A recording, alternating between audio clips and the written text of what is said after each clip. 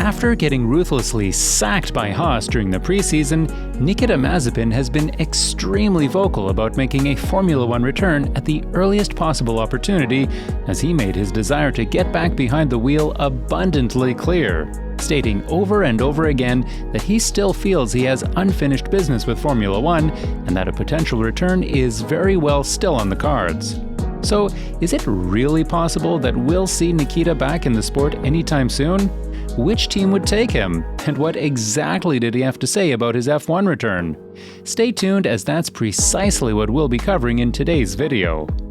It's completely impossible that Mazepin could be getting an F1 drive at this very moment, with his name firmly embedded in the Russian sanctions list given his father's close relations to Putin, making traveling to most countries, let alone competing in an international sport, entirely out of the question. But Nikita reckons the sanctions will soon be lifted, and when that time comes, he's made it clear he'll be in race condition, knocking on all the team's doors to negotiate a new drive.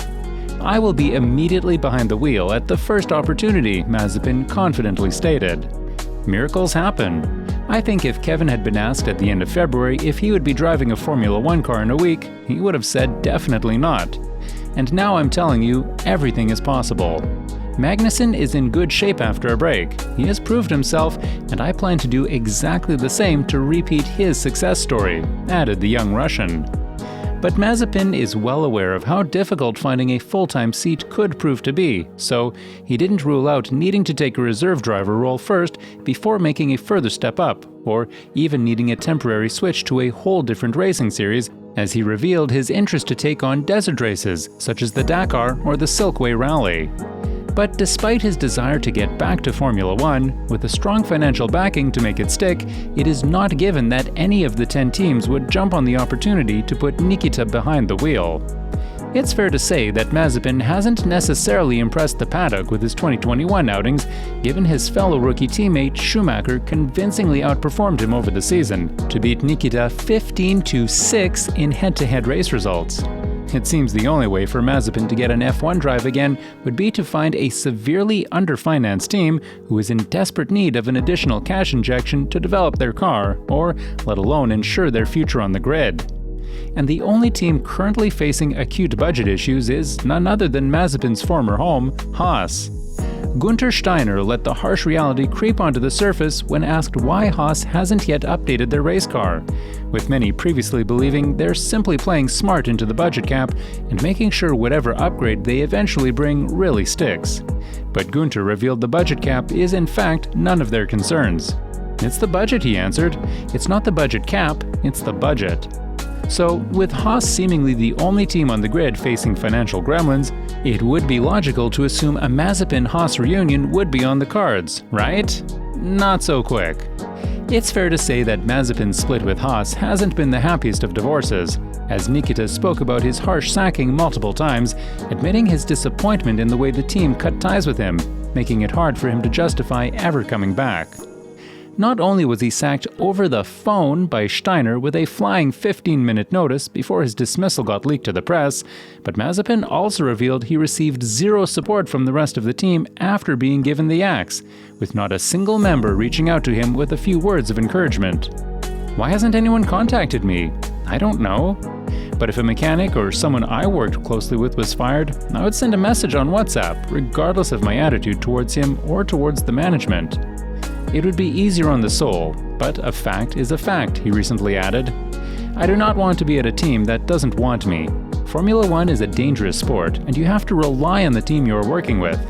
It is a question of safety, and it is fair to say I don't have that trust in them," concluded the Russian. But the story doesn't end there either.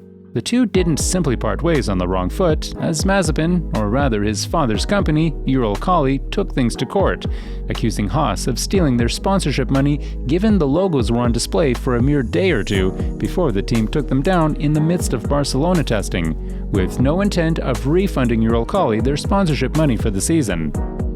The team then quickly launched a countersuit to demand a further compensation of $8.6 million for what they deem as lost profits had the partnership continued.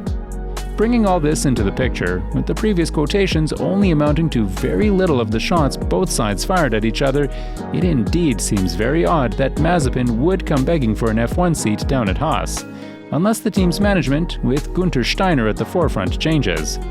But if Mazepin fails to secure a future elsewhere once the sanctions are lifted, with all other teams seemingly well-financed and not in a despairing need of an additional cash injection, his only viable option could very well end up being his former home, with the tough decision to be made by the Russian whether to stay out of Formula One completely or get a seat with his angry ex. To add to the likelihood of the comeback happening, Haas is also currently facing a driver problem, with Mick Schumacher already causing upwards of $3 million in damages this season, making no favors to Haas's shoestring budget, with the German also failing to score a single point this season, with Magnussen already sitting at 15. Something we've, by the way, made an in-depth video about recently. Steiner made it clear that Schumacher's future in the team isn't indisputable, which could see Mazepin potentially snatching his former teammate's seat. You don't have forever in Formula One. There is a queue of drivers who want to drive in your place. I'm sure that Mick is aware that no one will wait for him, Steiner warned his current driver before Nikita also joined in on the chat, suggesting he shares Günther's perspective on Schumacher. When asked what he makes of Mick's 2022 struggles, his answer revealed a lot despite saying very little. I would probably say that the results speak for themselves. I have nothing more to add, Mazepin said. At the minute, all signs are indeed pointing the way of a Haas-Schumacher split at the end of the season, so the team will inevitably have to consider their driver options. And there's no denying taking on a pay driver alongside Magnussen would prove to be a smart move for the severely underfinanced outfit, especially given the budget cap era, where taking on extra sponsorship could put them on par budget-wise with some of the largest teams on the grid. So, if Schumacher really doesn't pick up the pace and doesn't find a way to limit his shunts with the barriers, and Mazepin shows interest in coming back to Haas as he seemingly has no other options on the grid, Haas could end up taking the rescue package, putting their dignity aside in this sink-or-swim scenario to bring the Russian back. On the other hand, there's no shortage of pay drivers on the market, or if not full-blown pay drivers, rather very commercially beneficial prospects. Getting an American driver, like the IndyCar superstar of Colton Herta on the grid, would surely prove to be a smart marketing move, which, in combination with Haas themselves being an American team, would surely bring a lot of US-based companies as sponsors, with viewership surging each time a countryman makes his debut.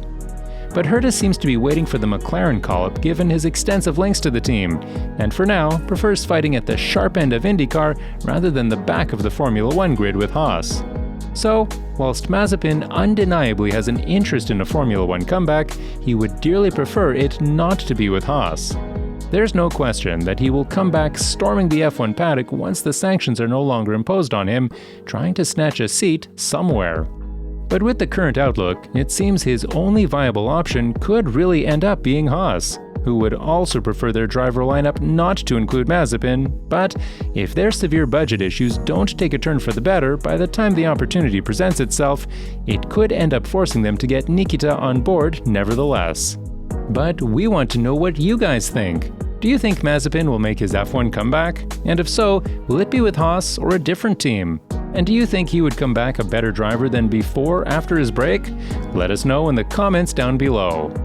We've recently started a second channel called Front Row Lockout, where our sole aim is to keep you in pole position with all the latest stories from the F1 paddock with sub 3-minute long and value-packed videos.